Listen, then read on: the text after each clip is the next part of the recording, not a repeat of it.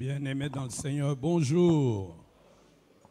Je suis dans la joie de vous annoncer qu'aujourd'hui, Dieu nous fait la grâce d'être nourris spirituellement par son serviteur, le pasteur Mike Tetei. Voulez-vous l'accueillir avec joie?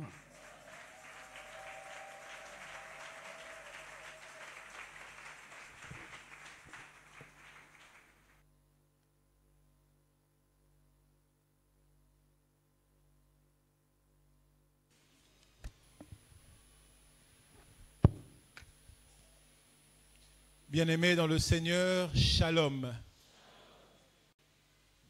Que la paix et la grâce de notre Seigneur Jésus soient avec vous tous. Amen, amen. C'est une grâce et un privilège d'être en vie, tout d'abord.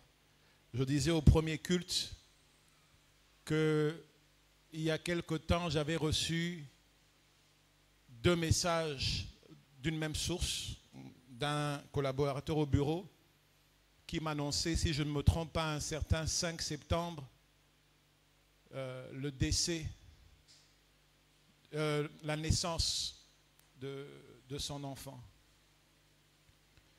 Et j'étais content, j'ai dit, ah, gloire à Dieu. C'est un père de 2 filles et Dieu lui a donné un garçon. Il était très content. Alors il a partagé la nouvelle. Mais quelques jours plus tard, la même personne partagera la nouvelle en disant « L'enfant que nous avons célébré il y a quelques jours n'est plus. Il a eu un espace de 10 jours plus ou moins sur la vie, sur terre. Donc, sa célébration de la naissance d'un garçon, celui qui porterait son nom, cette joie a été pour une durée de 10 jours, plus ou moins. Et nous sommes passés de félicitations à nos condoléances. J'étais très touché, très affecté. Lui-même était très affecté. Ils ont tout fait, ils sont allés dans les urgences. Mais l'enfant succomba. Alors j'aimerais que tu réalises quel âge tu as aujourd'hui. Tu en as 30, tu en as 40, tu en as 50, tu en as 60. Mais sache qu'il y a quelqu'un qui n'a vécu que 10 jours. Alors, si Dieu t'a donné le souffle de vie aujourd'hui et que tu as plus de 10 jours, acclame le Seigneur. Parce que ça ne dépend pas de celui qui veut, ni de celui qui court. Mais Romain nous dit, cela dépend de Dieu qui fait grâce à qui il veut. Donc en fait, le fait que je me tienne debout devant vous aujourd'hui, ce n'est pas parce que j'ai voulu. Ce n'est pas parce que le révérend m'a demandé de prêcher aujourd'hui. Ce n'est pas parce que je suis spécial, mais seulement le Tout-Puissant, celui qui a la vie et la mort entre ses mains, a décidé qu'aujourd'hui, que je reçoive le pain du jour. Et quel est le pain du jour? C'est le souffle de vie qu'il m'a donné, qu'il vous a donné. Que tous ceux qui respirent ne louent pas le prédicateur, mais louent l'Éternel. Ce ne sont pas ceux qui vont dans le lieu du silence qui célèbrent l'Éternel. Mais nous bénirons l'Éternel désormais. Amen. Amen. Bien-aimé, dis à ton voisin, toutes tes grâces. Prenons nos Bibles, je vous prie. Je bénis le Seigneur vraiment pour la vie. L'expérience de ce collaborateur m'a beaucoup enseigné. En anglais, on dit « Don't take anything for granted ». Ne néglige pas chaque seconde que tu passes. Chaque seconde est précieuse, bien-aimé. Chaque seconde est très, très précieuse. Je donc rends grâce à Dieu pour la vie. Je rends grâce à Dieu pour le privilège m'accordé de me tenir devant vous. C'est une grande responsabilité. C'est un défi, c'est un challenge. mais par la grâce du Saint-Esprit, nous sommes là. Nous bénissons le Seigneur pour la confiance que nous recevons de nos parents dans le Seigneur, en la personne du docteur révérend Fouti Louemba et de notre maman bien-aimée, maman Clémentine. Que Dieu soit loué. Nous prenons nos Bibles dans le livre de Psaumes. Nous lirons 2 textes. Le premier se trouve dans le livre de Psaumes au chapitre 103. Nous n'allons pas lire tout le texte pour respecter le temps nous accordé, mais nous lirons quelques versets. Et ensuite, nous irons dans le Nouveau Testament où nous plongerons dans Matthieu chapitre 8, verset 23 au verset 27. Permettez que nous puissions commencer par le psaume 103, versets 1 à 5. Ensuite, nous irons lire 17 à 19. Je lis au nom de notre Seigneur Jésus. Que tout mon être bénisse l'Éternel, que tout ce que je suis bénisse le Dieu saint, que tout mon être bénisse l'Éternel sans oublier aucun de ses bienfaits. Verset 3. Car c'est lui qui pardonne tous tes péchés. C'est lui qui te guérit de toute maladie, qui t'arrache à la tombe. C'est lui qui te couronne d'amour, de compassion et qui te comble de bonheur tout au long de ton existence. Et ta jeunesse, comme l'aigle, prend un nouvel essor. Verset 17. L'amour de l'Éternel est là depuis toujours et durera toujours en faveur de ceux qui le craignent. Il ne cesse d'agir pour la justice en faveur des enfants, de leurs enfants, en faveur de ceux qui restent fidèles à son alliance, de ceux qui tiennent compte de ses commandements pour les mettre en pratique. Verset 19. Dans les cieux, l'Éternel a établi son trône et il exerce son pouvoir royal sur l'univers entier. Parole du Seigneur. Père céleste, merci pour la grâce nous accorder d'écouter ta parole. Saint-Esprit, prends le contrôle de nos cœurs. Aide-nous à être à l'écoute et béni sois-tu pour ceux que tu as en réserve, pour ceux-là qui t'aiment et pour ceux que tu aimes. Gloire te soit rendue. Pèse de tout ton poids, Saint-Esprit, et transforme nos vies au nom de Jésus-Christ de Nazareth. Amen. Vous pouvez vous rasseoir. Pour ceux-là qui prennent note, le thème de ce matin est « Soyez en paix, car Jésus-Christ règne ». Soyez en paix, car Jésus-Christ règne. Dis à celui qui est assis à tes côtés, sois en paix, car Jésus-Christ règne. Les gens au premier culte avaient l'air d'être plus vivaces que vous. Dis à ton voisin avec fermeté, sois en paix, car Jésus-Christ règne. Amen. Bien-aimés dans le Seigneur, ce thème n'est pas un slogan, mais est une réalité, est une vérité. Et nous allons, par la grâce du Seigneur, le découvrir. Mais permettez qu'en introduction, je puisse vous emmener à constater avec moi que le monde dans lequel nous vivons est un monde qui est en quête de paix. Est un monde où la paix est un idéal, mais pas forcément une réalité. Lorsque nous regardons les infos, lorsque nous allumons nos télés ou nous écoutons la radio, nous entendons plus souvent pas de bonnes nouvelles, mais de mauvaises nouvelles. Dans telle zone, ça barde. Dans telle région du monde, ça éclate. Tel groupe de personnes sont en conflit ethnique. Telle partie du monde, ça chauffe. Tel pays se prépare à se confronter en guerre. Que dire de notre nation? Nous ne sommes aussi pas épargnés. Il y a des zones dans notre pays qui ne sont pas en paix, telles que l'Est de la RDC, telles que certaines régions de notre pays ne sont pas en paix. Donc la paix est devenue une denrée rare. Mais ce matin, j'ai une bonne nouvelle. Dieu a mis à notre disposition cette paix que le monde a du mal à trouver en la personne de Jésus-Christ. Alléluia! Alléluia! Lorsque nous regardons autour de nous, nous pouvons constater que beaucoup de gens sont opprimés, vivent dans la dépression. Certains n'arrivent pas à le masquer, d'autres essayent de masquer ce qu'ils traversent, le manque de paix.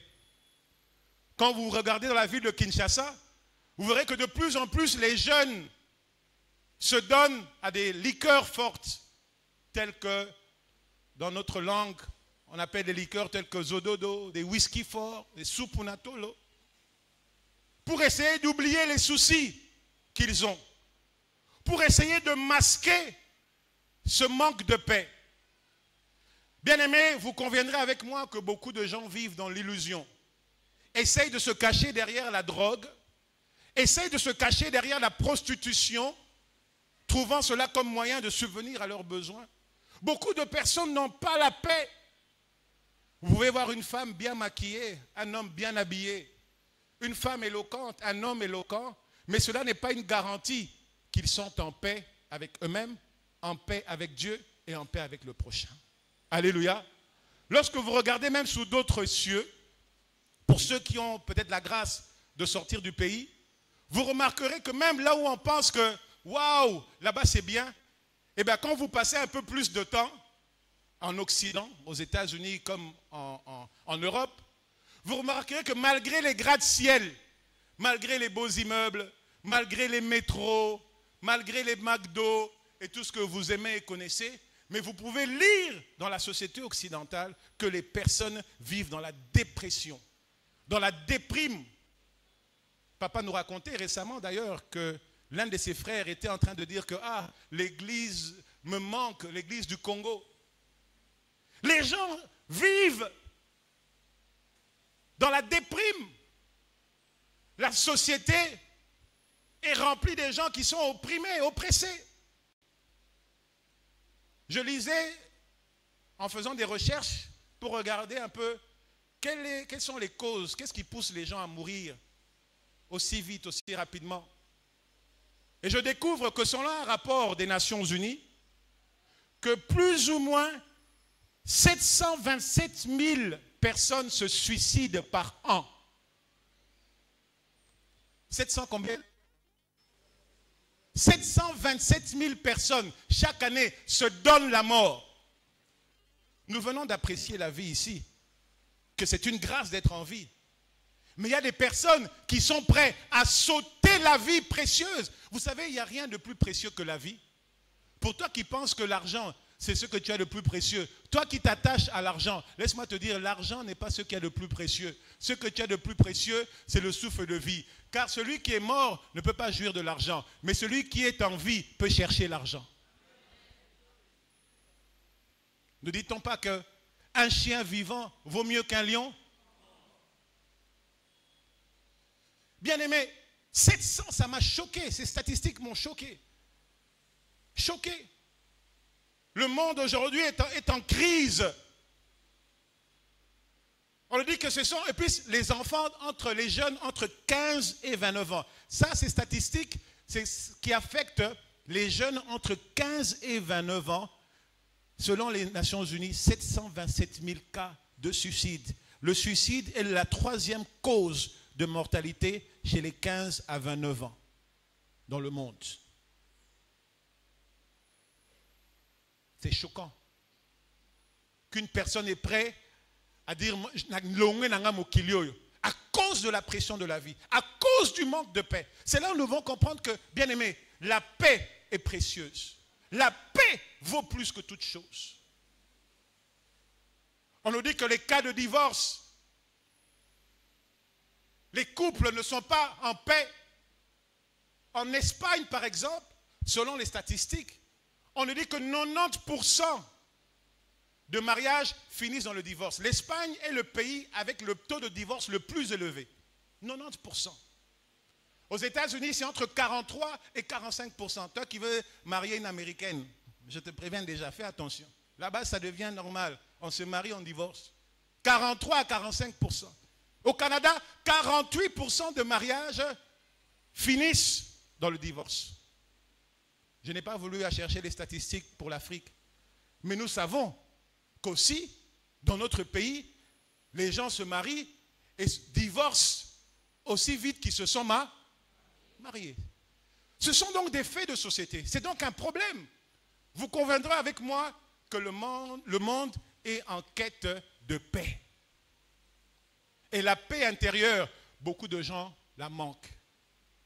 On essaye de se cacher derrière une apparence, mais au fond, il y a des ennemis invisibles qui nous empêchent d'être en paix.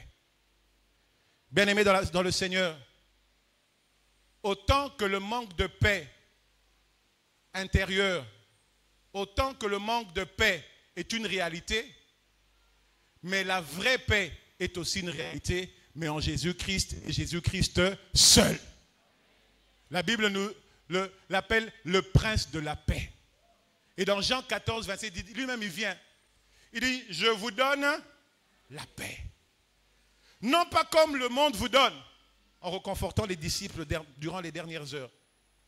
Non pas comme les hommes vous donnent, mais une paix qui surpasse toute intelligence. Il y a une paix qui surpasse toute intelligence. Il y a une paix qui surpasse toute intelligence. C'est la paix que donne Jésus-Christ. Bien-aimé, tu es en recherche de paix. La solution, elle est là. Elle n'est pas loin. Tu te bats dans ton sommeil. Tu manques la paix. Oui, ça peut arriver. L'homme est confronté à beaucoup de défis. Des défis financiers, des défis émotionnels. Oui, il peut arriver que quoi que Jésus-Christ soit dans ta barque, que tu connaisses des moments d'anxiété et que tu manques la paix. Le texte que nous venons de lire, le premier, dans Matthieu 8, versets 23 à 27, la Bible nous parle d'une expérience qu'ont eu les disciples. Nous venons de le lire ensemble. Jésus et les disciples décident de monter dans une barque pour aller à l'autre bord. En bon missionnaire, Jésus ne s'arrête pas seulement là où il est, mais il parcourt les villes pour annoncer l'évangile du salut, afin d'offrir au monde la vraie paix, afin de leur donner une paix qui ne viendrait pas du fait qu'il ferait descendre ou détruire les Romains qui les assujettaient, mais il leur présentait une nouvelle paix, une paix intérieure qui ne peut s'obtenir qu'en Dieu. Annonçant l'évangile de ville en ville. Et donc Jésus, le Seigneur, avec ses disciples, décide d'aller vers une autre rive. Il monte donc dans le bateau avec ses disciples et, fatigué, on nous montre aussi que Jésus-Christ, étant 100% homme et 100% Dieu, avait aussi des moments de fatigue et il devait se reposer. Amen. Dis à ton voisin, le repos est important. Tu vois ici Jésus, hein? Jésus se reposa. Amen. Amen. C'est important. Durant le repos, les cellules reprennent. Un homme fatigué est improductif. Mais un homme qui se repose peut donner plus. Amen. C'est important.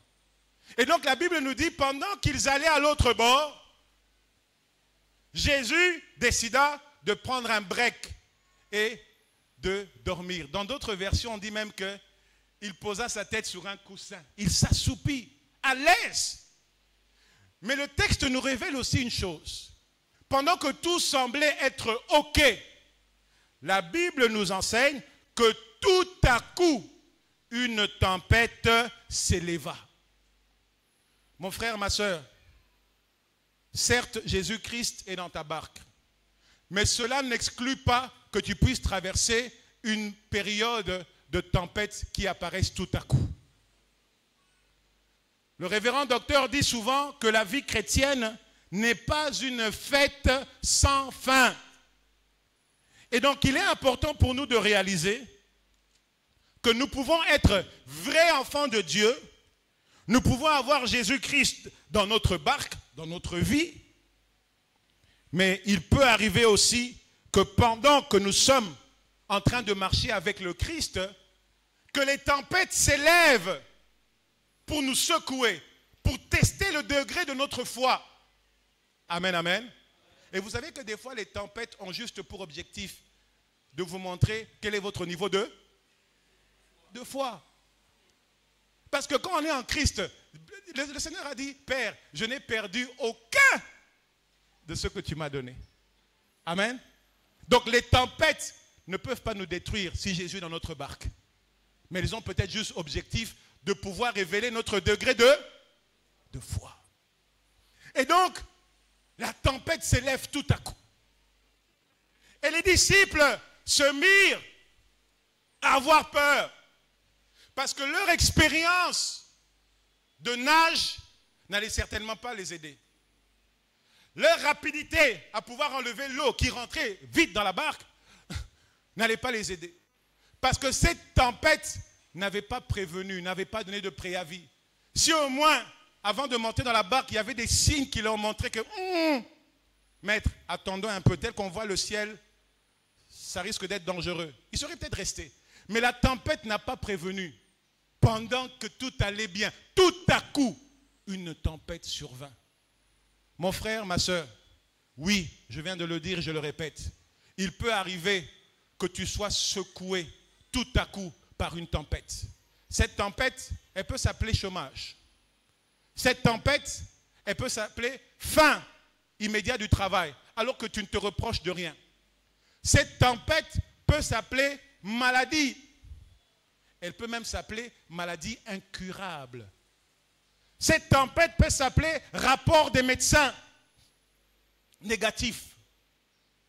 Cette tempête peut s'appeler les enfants qui te donnent les maux de tête et tu ne trouves pas de solution pour eux. Cette tempête peut s'appeler dette. Mais elle peut venir tout à coup. Et ce texte nous montre que dans la vie ici sur terre, il peut y avoir des surprises désagréables. Voilà pourquoi vaut mieux être dans la barque avec Jésus. En cas de surprise désagréable, tu sais que tu arriveras à l'autre bord. Mon frère, ma soeur, ils se mirent à crier. Et le vent, et j'imagine en lisant le texte, je crois que peut-être, si j'avais une autre vocation, je serais cinéaste ou j'écrirais les films. Parce que je lis le texte et j'imagine comment ça devait être. Ce n'était pas quiet. C'était un vent fort. Et ça soufflait. Mais malgré ça, Jésus fait quoi? Il fait quoi? Il dort tranquillement. Et monsieur a même un coussin. Il n'est pas tourmenté par le...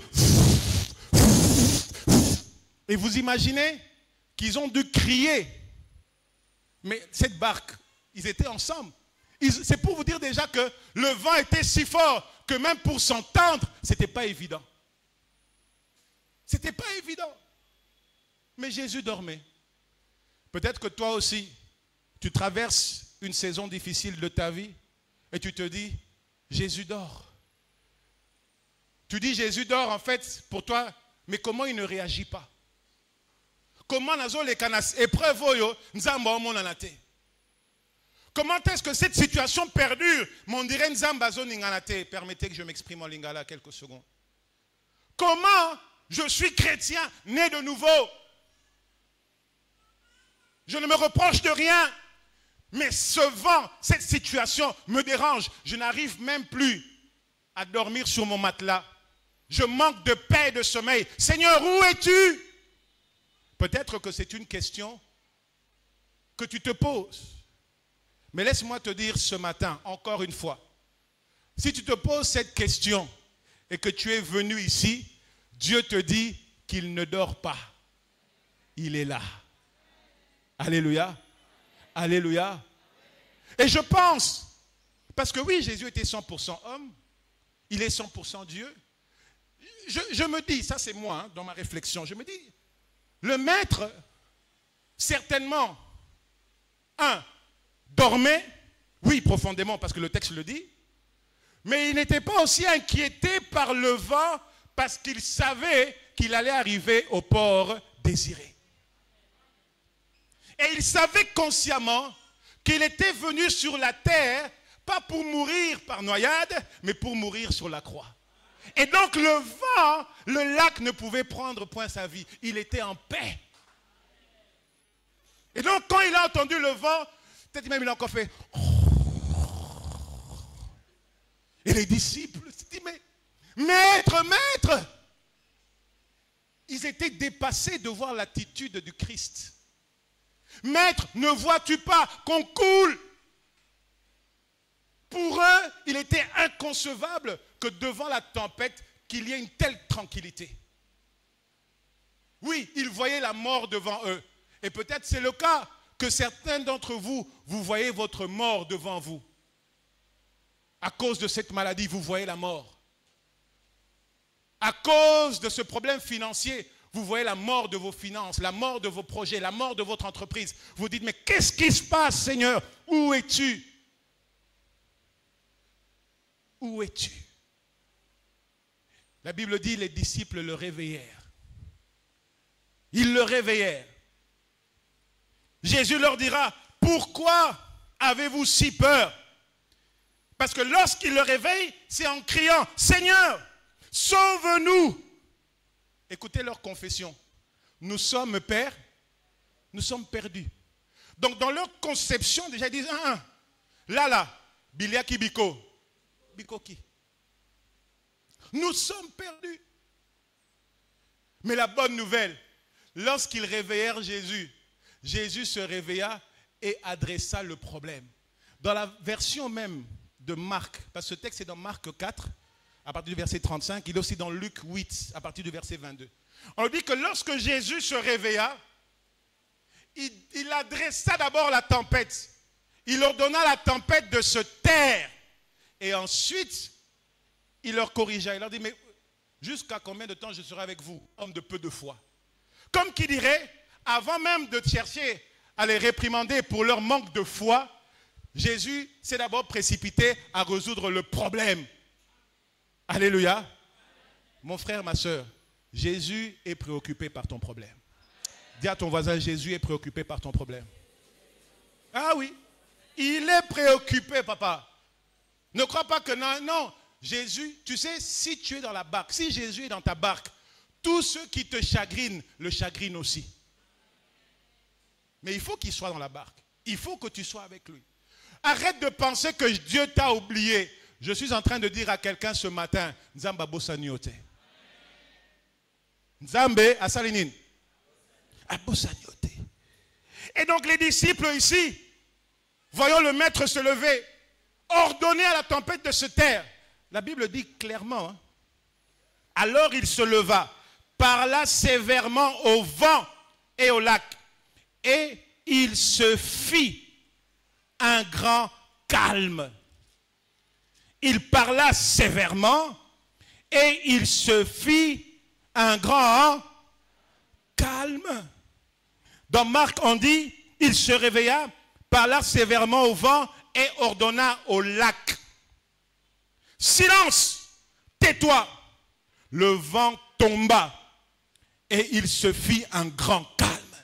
Marc ajoute cet élément, le vent tomba. Jésus-Christ est capable de faire tomber les géants de ta vie. Il est capable de faire tomber les vents qui te secouent. Devant lui, tout genou fléchit. La Bible dit, selon Marc, le vent tomba. Tala, azala elombe. Eza ba mo mususu elegara na lingala. Yesu aza elo. Dis à ton voisin, Yesu aza elombe. Ah, lobelanga est bien. Yesu aza. La Bible dit, le vent tomba et il se fit un grand calme. C'est-à-dire que là maintenant, le trouble a laissé la paix, a laissé la place à la paix. L'anxiété a laissé la place à la quiétude. Bien-aimé, tu peux quitter du régime de l'anxiété au régime de la quiétude. Cela est possible lorsque Jésus adresse les tempêtes de ta vie. Les disciples étaient dépassés. Qui est cet homme à qui même obéissent les vents, les eaux et les vents? Les eaux, les vents. Les eaux et les vents. Qui est cet homme? Oh, vous conviendrez avec moi. Quel est le premier miracle de Jésus? Dans Jean 2, à Canaan. Il changea l'eau en vin. Les disciples étaient là, oui ou non? Est-ce qu'ils ont expérimenté les miracles de Jésus avant? Oui. Ils connaissaient Jésus dans une dimension. Ah oui, oui, il peut donner la vue aux aveugles. Oui, oui, les paralytiques peuvent marcher. Oui, oh, il peut changer l'eau en vin. Certainement, nous l'avons vu faire. Mais là, dans cette étape de leur vie, se dire que quelqu'un va parler au vent et à l'eau, et puis tout à coup aussi, c'est pas qu'on dit qu'il a, Jésus a commencé, oh, j'ordonne à ce vent. Non. Balobi, il s'est mis debout. Il a dit, vent, tais-toi. Balobi, tout à coup, le vent tomba et le calme vint sur la rivière. De la même manière qu'un problème peut surgir tout à coup dans ta vie, Jésus aussi peut faire parvenir une solution tout à coup. Qui t'a dit que c'est seulement les problèmes qui connaissent le tout à coup? Dis à ton voisin, il n'y a pas seulement les problèmes qui connaissent le tout à coup. Même Jésus connaît la formule du tout à coup. Vous savez, il y a certaines élévations. Tu ne vas pas passer par A, B, C. Tu vas passer par tout à coup. Il y a certaines guérisons, tu ne vas pas passer par l'infirmière, le médecin, la radio, le scan. Tu vas passer par le tout à coup. Le tout à coup de Dieu existe. La Bible dit, et tout à coup, le calme revient. Bien-aimés, très rapidement, nous allons nous poser quelques questions ce matin. Quelles sont les causes? Les disciples, ici, ont manqué la paix. Ils étaient anxieux. Donc, il y a des choses qui causent l'anxiété. Quelles sont les causes du manque de paix? Quelles sont les causes des inquiétudes et de l'anxiété? Que faut-il donc faire pour avoir la paix? Que faut-il faire pour être en paix avec Dieu, soi-même et le prochain? Pourquoi la paix, une autre question, est importante? Et qui peut nous donner la paix? Bien-aimés dans le Seigneur, par définition, la paix est un état de calme, de tranquillité, d'harmonie. Elle est aussi définie comme l'absence de conflit ou de guerre. Donc pour toi, qui veux connaître la définition de la paix, on nous enseigne que c'est un état de calme, de tranquillité, d'harmonie. Et dans la Bible, le mot paix, la paix est cité plus de 374 fois. Mais j'aimerais te dire que la paix va au-delà d'un mot. C'est l'état dans lequel Dieu veut que l'on soit. Alléluia. Alléluia. J'aimerais que tu comprennes que la paix, c'est ça soit en paix. La paix, c'est l'état dans lequel Dieu veut que tu marches sur cette terre. Dieu veut que tu sois en paix. Dis à ton voisin, sois en paix. Ah, dis-moi le bien, sois en paix. Ah oui, la paix n'est pas juste un mot. Et nous avons un mot qui exprime la paix dans notre communauté. Quand on se salue, qu'est-ce qu'on dit? Shalom. Le mot paix en hébreu signifie shalom. Un mot auquel notre communauté est familier. Mais une étude approfondie du mot shalom nous indique qu'il va au-delà juste d'une salutation. Car on utilise le shalom lorsque on veut se saluer, mais aussi lorsque on dit au revoir chez les Juifs pour dire va en paix. On peut dire aussi shalom. Bokende malamu, chez les Juifs ils disent shalom. Shalom va au-delà juste d'une salutation. Mais shalom aussi signifie dans sa totalité quiétude, bien-être, prospérité. Et donc quand on dit Yahweh Shalom, on est en train d'invoquer le Dieu qui peut nous apporter le bien-être, le Dieu qui peut nous apporter la tranquillité, le Dieu qui peut nous apporter la prospérité.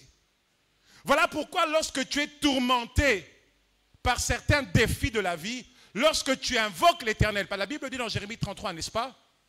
Invoquez-moi et je vous Mais dans certaines situations, n'évite pas à invoquer Dieu selon le nom par rapport à cette situation. Tu as un manque de paix dans le domaine de la santé. Tu manques la paix dans tes finances. Quand tu pries, tu dis Yahweh Shalom. Jéhovah. Yahweh Shalom, je t'invoque pour ce cas de mon enfant. Donne-moi la paix. J'ai besoin de toi.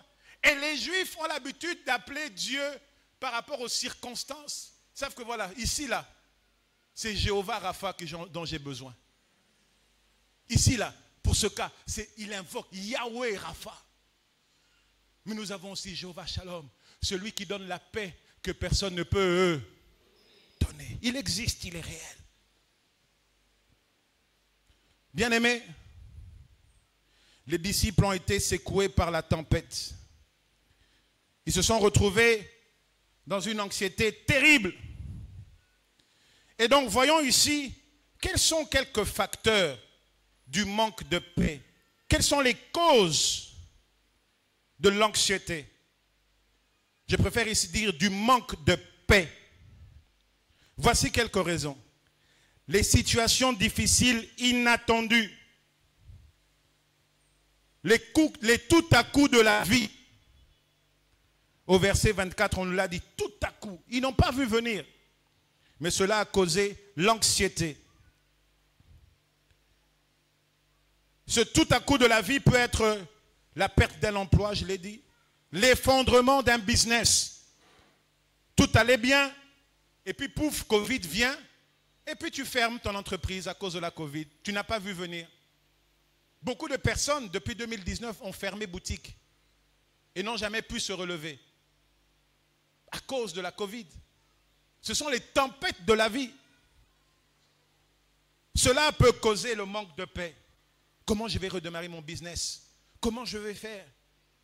Comment je vais faire? J'ai peiné, j'ai passé 20 ans pour construire cette entreprise. Et un bête virus affecte l'entreprise et je sais comment redémarrer. Cela peut vous empêcher d'avoir le sommeil durant la nuit. Quelques causes du manque de paix. La peur, on l'a vu au verset 26. Les disciples ont dit, nous sommes perdus. Devant leurs yeux, il n'y avait plus de lueur d'espoir. Bien-aimé, l'anxiété peut te faire perdre le sommeil. Hein? La peur. Tu as un lit. Parce que zangi kimia. Quelques causes du manque de paix. Les faits face à la réalité que nous vivons. Notre incapacité devant les défis qui sont devant nous. Notre incapacité à résoudre les problèmes nous plonge dans l'anxiété. Les disciples ont essayé de trouver la solution. Mais ils ont dit, ici il faut qu'on réveille le vieux. Là, on n'arrive pas. Nous sommes incapables. Notre incapacité à trouver des solutions dans certains défis de la vie peuvent nous emmener dans le régime de l'anxiété. Peuvent faire qu'on manque la paix. Ce qui fait que des fois, les gens manquent la paix. Les rapports médicaux. Les rapports de médecins. La maladie. La Bible nous parle d'une femme, on ne connaît pas son nom. Elle a été identifiée par le cas qu'elle vivait. La femme à la perte de sang. C'est comme ça qu'on l'a définie. Pendant 12 ans. Il y a des tempêtes qui ont des durées. Hein? Alléluia. 12 ans. Au moins les disciples, ça peut-être durer une trentaine de minutes. Je ne sais pas, la Bible n'a pas dit c'était combien de temps. Peut-être 5 minutes. Mais elle, cette femme, 12 ans, perte de sang. Elle a gaspillé son argent chez les médecins. On lui a donné des pronostics. Mais là, qui se prend ça? Rien. Elle a commencé même à s'appauvrir. Vous savez, il y a des maladies qui ont pour but de vous appauvrir. Hein? Alléluia. En tout cas, il faut refuser la tempête de la maladie dans nos vies au nom de Jésus. Les rapports des médecins peuvent t'empêcher de trouver le sommeil. Autre cause du manque de sommeil, manque de paix, les dettes. Tu sais que tu as une dette et puis qu'on te dit, demain là, si tu ne payes pas, moi je t'emmène à Makala. Papa, et tu sais que la dette là, tu l'as depuis des années. Tu vas dormir en paix? Surtout quand tu sais que la personne qui a dit qu'il va t'emmener à Makala, ce n'est pas du bluff. Il a la capacité de t'emmener à Makala. Tu vas dormir en paix? Les dettes. Voilà pourquoi je prie que Dieu nous accorde la grâce de sortir du régime des dettes. Deutéronome nous dit, vous n'emprunterez pas, mais vous prêterez. Amen, amen. Amen, amen.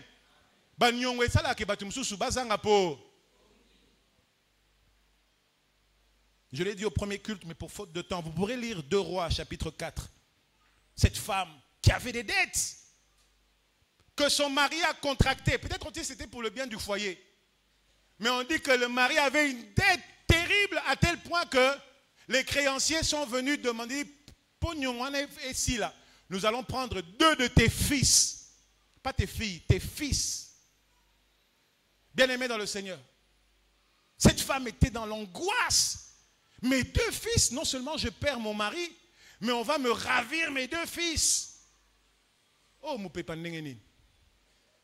Et là, chez l'homme de Dieu, vous savez, hein, il est bon de connaître l'adresse des vrais hommes de Dieu. Si tu restes dans ton coin, tu vas souffrir. Dis à ton voisin, si tu restes dans ton coin, oh, si tu restes dans ton coin, tu vas souffrir. Cherche aussi l'adresse du pasteur. Nakangi parenthèse. Heureusement qu'elle a connu l'adresse de l'homme de Dieu. Et de là, elle a reçu la sagesse divine. Papa, nous avons appelé ça sagesse pour résoudre les problèmes financiers dans ce monde en crise. Quelques autres causes, les mains tachées de sang, le meurtre. Tu as empoisonné quelqu'un, papa, tu ne dormiras pas en paix. Tu as été complice dans un assassinat, tu ne dormiras pas en paix. Tu as tué quelqu'un, tu dormiras. Tu as avorté, tu n'auras pas la paix. Ce sont les choses qui empêchent d'avoir la paix. Regardez dans Genèse 4. Abel, Caïn, tue son frère Abel. Il croyait bien faire. Mais après, il a été saisi. Comment? Il a été même supplié Dieu pour dire, viens, mes mains sont pleines de sang. Et regardez comment Dieu est si bon. Hein? La miséricorde de Dieu, elle est insondable. Dieu décide de mettre une marque sur lui pour qu'on ne le tue pas. Alléluia. Mais Caïn, son péché l'a rattrapé, il a manqué la paix. Et comme papa aime le dire, je n'ai jamais oublié cette phrase. La meilleure façon de fuir la colère de Dieu, c'est de courir dans. La meilleure façon de fuir la colère de Dieu, c'est de courir dans. Isolé, tu mourras. Mais si tu cherches Dieu, tu seras sauvé. Bien-aimés dans le Seigneur, une autre cause rapidement, peut-être la dernière. Le manque de transparence. Le mensonge. Tu es en couple, mais tu n'es pas transparent dans les dépenses. Tu caches ça à ton mari, tu caches ça à ta femme. Ou ton mari te dit, oh oui, moi je ne gagne que $300 le mois. C'est ton mari, c'est ta femme. Vous êtes combien? Vous êtes 2? Vous êtes 2? Vous êtes combien? Vous êtes 1. Maintenant pourquoi tu caches? Ah frère, si je dis à ma femme, toi tu ne la connais pas. Bien aimé. Et c'est le jour où quelque chose t'arrivera. Et c'est elle qui va devoir aller en banque pour aller retirer l'argent pour toi. Et tu lui avais dit que non, moi je ne gagne que ça. Et puis quand elle donne le relevé, on voit que tu gagnes 3 fois, 5 fois. Il y aura une crise de confiance. Parce qu'il y a aucune réalité qu'un jour, c'est elle qui sera obligée d'aller prendre l'argent pour toi parce que tu es malade. Le manque de transparence. Et puis tu commences à hésiter de donner le code PIN à ta femme. Ah, j'ai oublié, hein? Parce que tu sais que ça va découvrir. Bien-aimé, si tu veux vivre en paix, marche dans la transparence avec ton prochain. Le manque de transparence, le mensonge, le désordre sexuel, l'instabilité émotionnelle, l'indiscipline financière, la mégestion du temps. Voilà des choses qui peuvent affecter ta paix si tu ne gères pas ça bien. Bien-aimé, en gros, vous comprendrez que le péché nous empêche d'être en paix. Alléluia. Le péché est dangereux. Vaut mieux ne pas fréquenter le péché. Amen. Parce que si le diable te côtoie, comme il n'aura rien pour l'attirer à toi, il va s'en aller parce que tu n'es pas pécheur.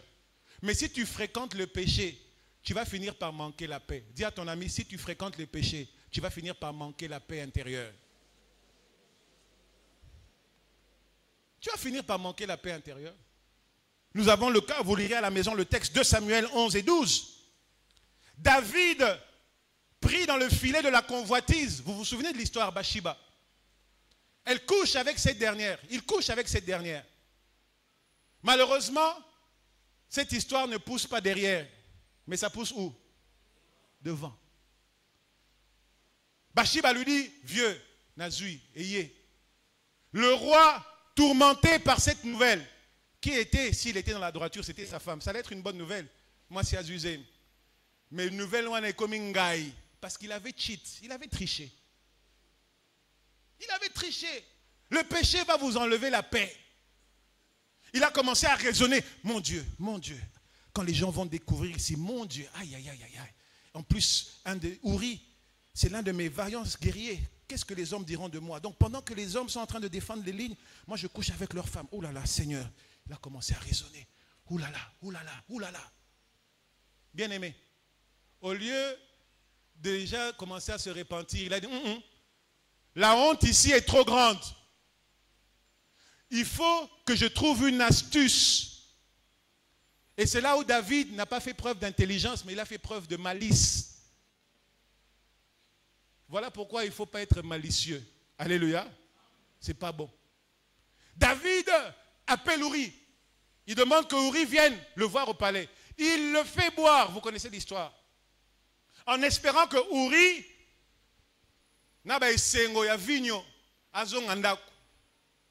mais ce dernier nous donne une grande leçon sur la loyauté, le commitment, sur l'objectif. David espérant que lui va rentrer et voir sa femme pour camoufler, comme ça, ceux qui elle sera aussi enceinte, elle sera notamment enceinte, et donc ça peut couvrir, on aura du mal. Bien aimé, on se rend compte de ce qui se passe après. Uri ne va pas voir sa femme. Il reste là où David l'a laissé. Bien aimé dans le Seigneur, David est encore tourmenté parce que son plan malicieux n'aboutit pas. Vous voyez comment le manque de paix, le manque de tranquillité, qu'est-ce que ça peut pousser un homme à faire, hein? Bien aimé, ta solution n'est pas dans la malice. Ta solution est en Christ Jésus. Arrête de chercher des solutions toi-même pour couvrir le péché. Jésus est capable d'ôter ton péché et de te pardonner. Son cœur est ouvert devant celui qui se répand. David a compris que ça n'allait pas. Il fera un message et dire à Abner, je t'envoie Uri, mets-le au front. Parce qu'encore il développe une idée, il dit, comme le gars ne veut pas rentrer chez lui, je crois que ça ne va pas aller, qu'il meure. Comme ça au moins, je peux récupérer son épouse de manière légitime. Et puis après, bon, si l'enfant vient, on sort. Donc il a calculé, tout s'est fait rapidement. Il a dit, Et on sait, Uri portera son propre message de mort. Sa lettre d'affectation est en fait sa lettre de décès. Il va voir Abner. Abner lit. Il dit, oh là. Il dit, bon, on voit comment tu t'es battu de l'autre côté. Il faut que tu sois aussi là-bas pour que les troupes avancent. Abner se dit, oui, Uri se dit, oui, là. Mais il arrive au front et il perd la vie. Et David fait quoi? Il récupère Bathsheba. Il se dit, je suis en paix. Maintenant, la petite peut venir à la maison sans problème. Même si ça sort comme ça, comme ça, comme ça. Même si on sait que c'est moi, ça n'est fait. Mais il ne se trompe pas. Mon frère, ma soeur, tu peux tromper tout le monde, mais tu ne peux pas tromper Dieu. Deux personnes que nous ne pouvons pas tromper. Notre propre conscience et notre Créateur. Dis à ton voisin, il y a deux personnes que tu ne peux pas tromper. Ta conscience et ton Créateur. Bien aimé, et on sait ce qui s'est passé. Mais vous savez, ce qui est étonnant, c'est que lorsque David se répand du mal qu'il a fait, Dieu le pardonne. J'aimerais ici mettre un accent particulier. Mon frère, ma soeur, David, Dieu l'appelle l'homme selon mon. Mais vous savez que David était un bon chanteur. Quand il jouait même la harpe, les démons fouillaient. C'était un ouin depuis l'âge de 16 ans. Mais vous savez, Dieu n'a pas dit que David est l'homme selon mon cœur parce qu'il sait chanter. Mais David était l'homme selon le cœur de Dieu parce que David connaissait la valeur de la repentance. David n'avait pas de problème à dire à Dieu, j'ai fouté, aie pitié de moi. David connaissait que la paix avait un prix. Et le prix à payer, c'est la repentance. Et Dieu a dit, Moutaboué, voilà, voici un homme selon mon cœur. Ça veut dire que Nzamba Luka, Mamona Bangona passe. Bien-aimé dans le Seigneur, la repentance est la voie royale du salut. Nakatia salut wana, de la vraie paix. Tu veux rentrer en communion avec Dieu, commence par la repentance. Tu n'as pas besoin de cacher ton péché, tu as besoin de le confesser. Dis à ton voisin, tu n'as pas besoin de le cacher, tu as besoin de le confesser. L'une des erreurs dans lesquelles le diable nous emmène, c'est de nous isoler, nous mettre au coin. Fais attention si les gens découvrent. Mais il est entre Azo Saranayo. Le pasteur reçoit chaque mercredi. La grâce qu'on a, on a aussi un papa qui a une petite bouche, mais de grandes oreilles. Tu as peur de quoi? Tala, l'issou munayo et ko bomayo. Kasi repentance et ko fungo la porte ya kimia na bomo inayo. Bien-aimés dans le Seigneur, la paix est importante. Pourquoi? Voici quelques raisons. 1. La paix nous permet d'être calmes et même de nous reposer dans des situations difficiles. Matthieu 8, verset 24. Jésus se reposa. Il était en paix. Il savait qu'il allait arriver à l'autre bord. Il connaissait sa destinée. Celui qui a la paix intérieure, celui qui est en paix, quand les vents s'agitent, lui, il ne s'agite pas. Parce qu'il sait, avec Dieu, j'y arriverai. Mon frère, ma soeur, avec Dieu, tu arriveras. Même si la tempête tape fort, même si tu ne sais pas à quel saint te vouer, laisse-moi t'annoncer ce matin qu'avec Christ, tu arriveras à l'autre bord. Pourquoi la paix est importante? Parce qu'elle contribue à notre santé mentale et physique. Tu remarqueras que beaucoup de gens maigrissent, pas parce qu'ils ont suivi un programme de jeûne intermittent. Ils maigrissent parce qu'ils sont rongés par le manque de paix. Ils sont rongés par le manque de quiétude. Ils maigrissent parce que les problèmes leur assujettissent. Est-ce toi ce matin? Est-ce que tu connais une situation difficile qui affecte ta santé? Laisse-moi te dire que le prince de paix est capable de te donner une bonne santé. Pourquoi la paix est importante? La paix est importante parce qu'elle permet l'épanouissement, le progrès. La paix permet à une personne d'aller vite. La paix, quelqu'un qui est en paix est capable de raisonner, de réfléchir, de savoir, ok, my mind is free. Là, je suis en paix. Je peux commencer à réfléchir, oui, je vais faire ça. Mais quelqu'un qui n'est pas en paix, comment il va planifier? Il est tourmenté par ce qui le dérange. Et certains d'entre nous, nous ne faisons pas de progrès dans notre vie parce que nous n'avons pas la paix dans certains domaines de notre vie. Mais ce matin, je t'annonce la bonne nouvelle, la paix est possible. La paix est importante, bien-aimé. Pas de développement sans paix. Pas de développement sans paix. Que faut-il donc faire pour avoir la paix? Bien-aimé, pour avoir la paix, il faut d'abord que tu sois un enfant de Dieu. On appelle ça condition sine qua non. Donc, il n'y a pas de vraie paix sans Dieu.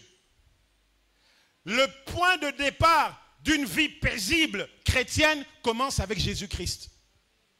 La vraie, il le dit, je vous donne ma paix, je vous donne la paix. Et puis il définit une paix qui dépasse l'intelligence. Jésus est le prince de paix.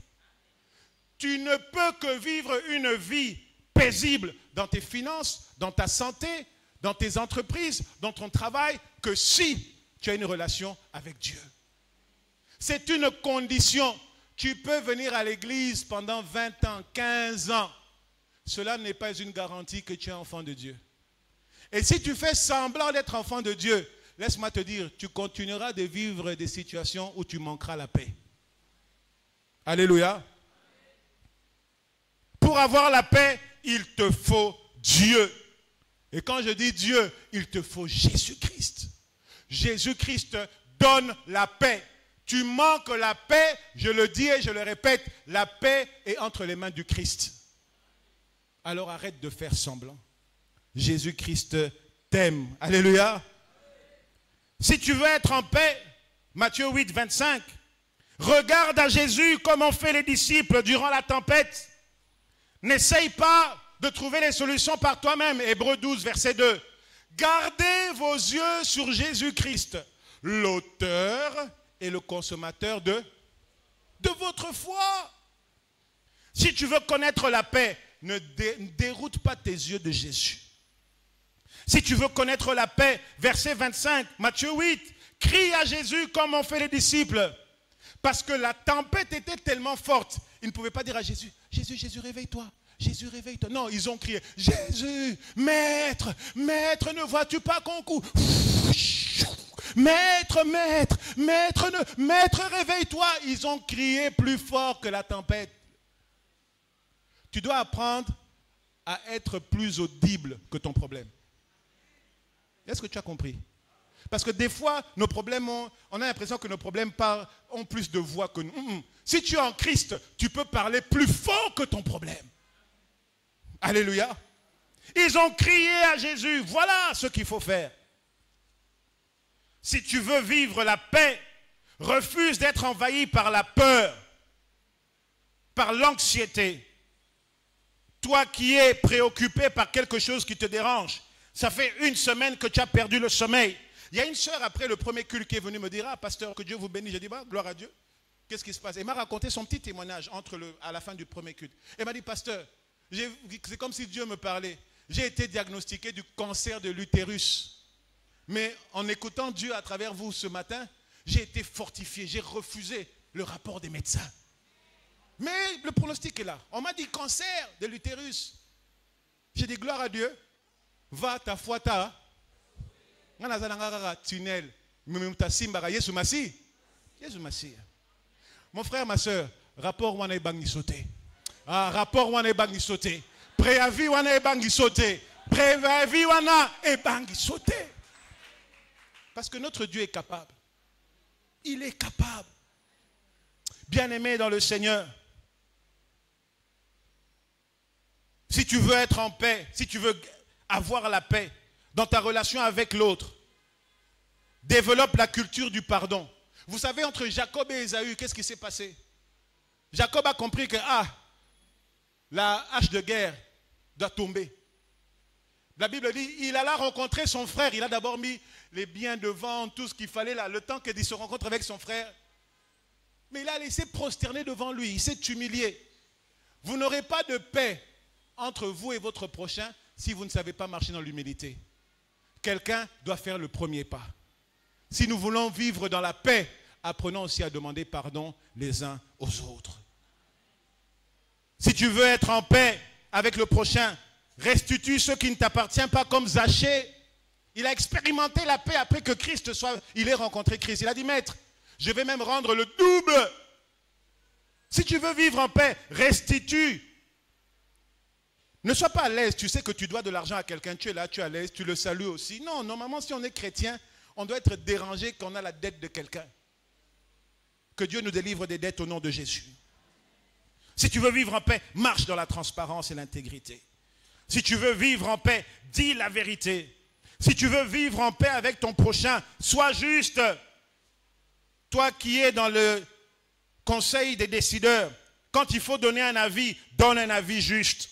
Si tu veux vivre en paix, respecte la parole donnée. Si tu veux vivre en paix, obéis à la parole de Dieu.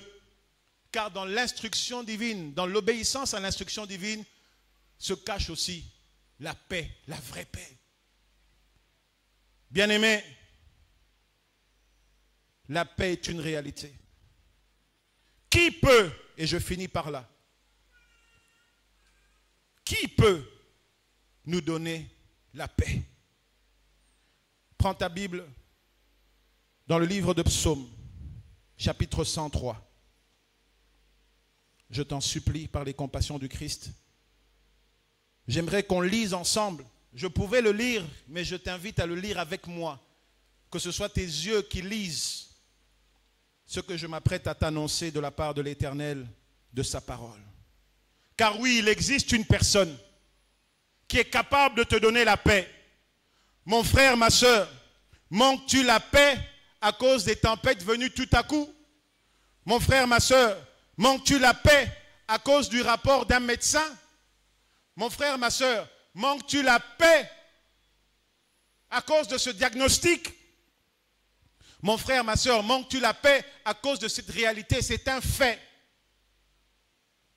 négatif. Et tu dis non, mais je ne veux pas faire semblant, c'est comme ça, moi, on m'a dit que je ne pourrais pas. Et tu manques de paix à cause de cette réalité. Manques-tu la paix à cause des dettes que tu ne sais comment payer? Manques-tu la paix à cause du péché, d'une faute non confessée? Manques-tu la paix?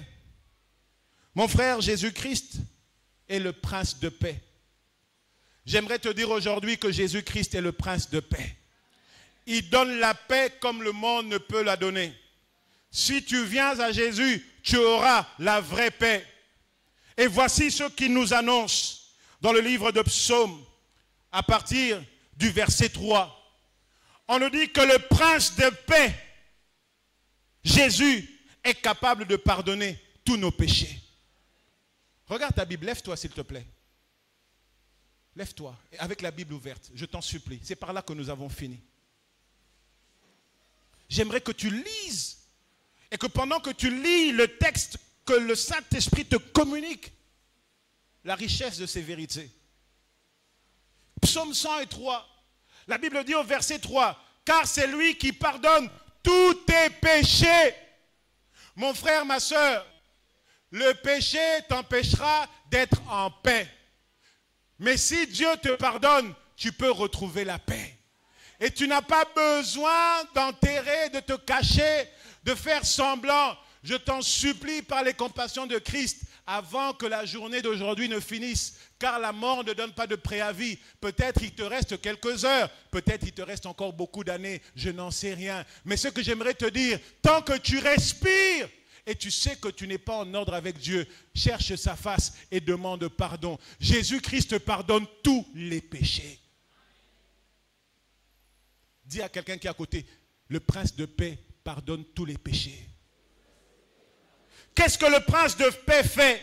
Le prince de paix, la Bible dit, il est celui, regarde le verset 3, non seulement il pardonne tous tes péchés, il est celui qui te guérit. De quoi? De quoi? Non, pas de maladie. Il y a un mot là avant, maladie. De toutes. Il te guérit de certaines maladies. Il te guérit de certaines maladies. Donc tu penses que Jésus, oui, peut guérir le maux de tête, mais il ne peut pas guérir le sida. La Bible dit, il est celui qui guérit toutes tes maladies. Ma soeur, mon frère, le prince de paix n'a pas peur de cette maladie-là. Cette maladie qui te fait peur, laisse-moi te dire, l'information que je te donne, elle ne fait pas peur à Christ. Il est celui qui guérit. C'est pour dire à quelqu'un, ce problème que tu as trouvé trop grand, cette maladie que toi tu trouves trop grande, tu as même honte de venir voir le pasteur pour en parler, pour qu'il prie pour toi. Oui, même cette maladie-là, Jésus-Christ peut la guérir. Il est celui non seulement qui guérit toutes tes maladies, le prince de paix, verset 4, qu'est-ce que nous dit la Bible? Il fait quoi? Je ne t'entends pas. Il nous délivre de la fosse. Ma version dit, le prince de paix t'arrache de la tombe. C'est-à-dire que tu étais déjà, pour toi là, le sort était scellé. Je ne sais pas qui a scellé ton sort, mais laisse-moi te dire aujourd'hui, le prince de paix peut t'arracher du filet de la mort. La mort, c'est comme la maladie pour lui. La mort n'est pas la fin de toute chose. Dieu est capable de vaincre la mort. Il l'a déjà fait et il le fera encore. On t'a dit que tu mourras. Laisse-moi te dire, celui qui a le dernier mot, c'est le prince de paix. Il est celui qui t'arrache à la tombe. Et puis ce qui suit, c'est lui qui te couronne d'amour et de compassion. Quand j'ai lu ce texte hier, j'ai dit, waouh. Jésus donc, le prince de paix, nous dit que chaque enfant de Dieu a une couronne. Cette couronne s'appelle grâce et miséricorde. Alors je t'explique par la grâce du Seigneur quand tu portes la couronne de grâce et de miséricorde, il y a des endroits où tu vas accéder, pas parce que tu as une compétence quelconque, mais parce que les gens verront une grâce en toi qui vont te permettre d'arriver à certains niveaux. Et ce niveau-là, ce n'est pas parce que tu as un diplôme. Ce niveau-là, ce n'est pas parce que tu as des connexions forcément. Il y a des choses que Dieu fait tout simplement parce qu'il t'a donné une couronne de grâce et de miséricorde. Et lorsque tu as la couronne de grâce et de miséricorde, tu peux naviguer, tu peux rentrer dans les endroits. Les gens ne comprennent pas. C'est comme une femme enceinte, lorsqu'elle rentre dans un bus et qu'il n'y a plus de place, le fait qu'elle porte le bébé, quelqu'un peut dire, maman, laisse-moi te dire, parce que tu portes la couronne de grâce, quelqu'un va céder sa place pour que toi tu accèdes. Parce que tu as la couronne de grâce et de miséricorde. Écoute Hébreux 4,16. Approchez-vous avec assurance, pas avec inquiétude. Lisez bien le texte. Approchez-vous avec assurance du trône. Quel trône? Du jugement? Non, ce n'est pas ce que Hébreux dit. Approchez-vous avec assurance du trône de la grâce. Pour quelle raison? Afin d'obtenir, peut-être qu'un jour le docteur nous aidera, mais afin d'obtenir. J'aimerais dire à quelqu'un ce matin, tu peux obtenir la miséricorde. Afin d'obtenir miséricorde et de trouver grâce. Verset sous qui vont noter, afin que tu sois secouru dans tous tes besoins. Bien-aimé, le prince de paix, il dit, il te couronnera d'une couronne qu'on appelle grâce et miséricorde. Que ce midi, la couronne de grâce et de miséricorde te localise. Que ce midi, la couronne, que le prince de paix te revête de couronne de grâce et de miséricorde. Là où tes enfants ne pouvaient pas franchir les limites, à cause de la couronne de grâce et de miséricorde, les limites sont coupées au nom de Jésus. Mais il ne s'arrête pas là, le prince de paix. La Bible dit, le prince de paix, il te comble de bonheur. Ah, magnifique. Pas seulement pendant un moment. Ma version ici dit, je ne sais pas qu'est-ce que ta version dit, mais Semeur dit, magnifique. Il te comble du bonheur tout au long de ton existence. C'est-à-dire que le bonheur et la grâce, ce n'est pas un slogan. Non, la Bible dit, il te comble de bonheur pendant un moment. Pendant un moment. Quand? Quand? Tout au long de quoi? Tant que tu existes, le bonheur et la grâce t'accompagneront. Je déclare dans le nom de Jésus, tant que tu existes, hein, à cause du prince de paix, le bonheur et la grâce t'accompagneront. Et dit, et ta jeunesse comme l'aigle, ah, magnifique, prend un nouvel essor. Cette situation d'anxiété t'a fait croire que tu ne pouvais plus redémarrer ce business. Mais le prince de paix me demande de t'annoncer que tu prendras un nouvel essor au nom de Jésus. Tu prendras un nouvel essor au nom de Jésus. Ce n'est pas parce que tu as 20 ans que tu ne peux pas devenir millionnaire. Ce n'est pas parce que tu as 15 ans que tu ne peux pas faire une idée que le monde va adopter. Il suffit d'être connecté au prince de paix et tu trouveras un nouvel essor. Mon frère, ma soeur, et c'est par là où je finis. Le verset 17 à 19 dit ceci. Le prince de paix, on dit, l'amour de l'Éternel est là. Depuis toujours, magnifique. Et durera toujours en faveur de ceux qui le craignent. Il ne cesse d'agir. Oh mon Dieu, quelles que soient les tempêtes, Jésus ne cessera pas d'agir en ta faveur. On dit, il ne cesse d'agir. Je ne sais pas qu'est-ce que dit ta parole, ta Bible, mais moi je lis ici, l'amour de l'Éternel est là depuis toujours et durera toujours en faveur de ceux qui le craignent. Toi qui avais dit que Dieu t'a abandonné, laisse-moi te dire que Jésus t'aime encore. Il ne cesse d'agir pour la justice en faveur des enfants de leurs enfants. Donc si le prince de paix vit dans ma barque, même mes enfants ont une certaine assurance. Mais pas seulement mes enfants, même mes petits-enfants ont une assurance.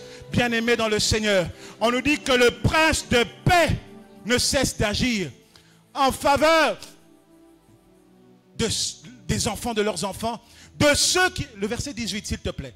En faveur de ceux qui restent fidèles en son alliance, de ceux qui tiennent compte de ses commandements pour les mettre en pratique.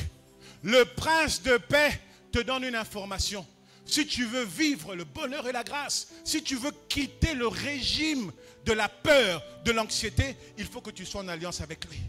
Et l'alliance avec Jésus, ce n'est pas compliqué.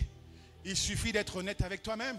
Il suffit de reconnaître que tu as besoin de lui. Il suffit de te repentir sincèrement et de placer ta foi en Christ. Alors tu rentres dans l'alliance avec Dieu. Sans Christ, il n'y a pas d'alliance avec Dieu. Christ Jésus est le seul moyen d'être en alliance avec Dieu. 1 Timothée 4, 12 dit ceci. Il n'y a de salut en aucun autre homme qu'en Christ Jésus seul. Mon frère, et le verset 19 dit, dans les cieux, l'Éternel, moi j'ajoute, le prince de paix a établi son trône. Et il exerce son pouvoir royal sur l'univers entier. Je ne sais pas qui exerce l'autorité sur ta santé. Je ne sais pas qui exerce l'autorité sur tes finances. Je ne sais pas qui exerce l'autorité sur tes fiançailles. Mais le prince de paix, la Bible me dit, il exerce son autorité, son pouvoir royal sur l'univers entier. Les disciples s'étonnèrent et dirent, qui est cet homme à qui même obéissent les eaux et les vents? Son nom, c'est le prince de paix. Que Jésus-Christ vous bénisse.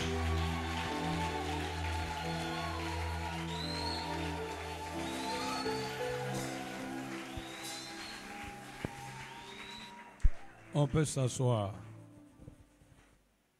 Un chrétien, je croyais être, mais j'ignorais les bonheurs que Jésus, mon divin maître, vient apporter dans mon cœur.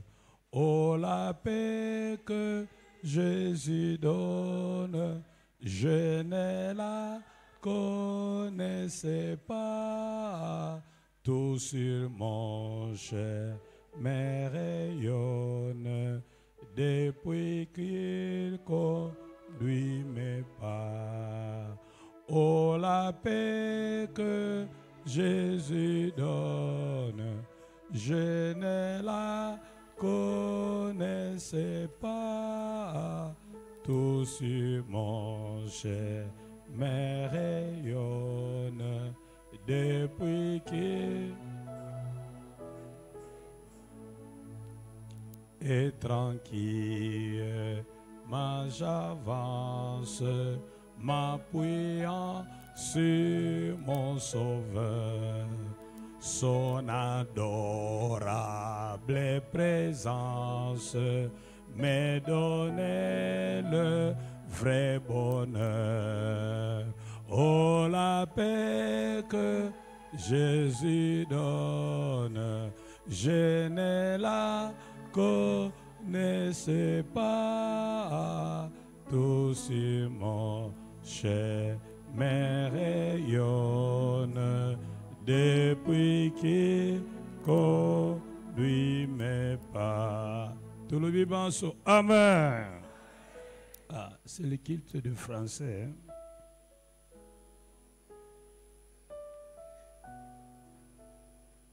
Nous allons prier brièvement, mais ceux qui ont vraiment un fardeau dans la prière, ils peuvent revenir le soir. Nous serons là, nous allons diriger la prière. Ce message est tellement profond qu'il faudrait qu'on prenne du temps dans la prière, mais l'heure est avancée. J'aimerais seulement que tu t'inclines dans la prière. Demande au Seigneur, toi qui pardonnes toutes mes iniquités, pardonne celles qui donnent droit au diable de m'écraser. Bondela. Toi, tu pardonnes toutes les iniquités. Pardonne mes iniquités dont je suis conscient, et même celles que j'ignore, qui donnent droit au diable de marcher, de me piétiner, de me fouler aux pieds, de se moquer de moi, de s'opposer à mon bonheur. Aie pitié de moi, Seigneur. Sikia maombi yangu, usikie kulia kwangu. Usikia maombi yangu, usikie kulia kwangu. Kwa sauti langu ninaita Bwana, uniokoe.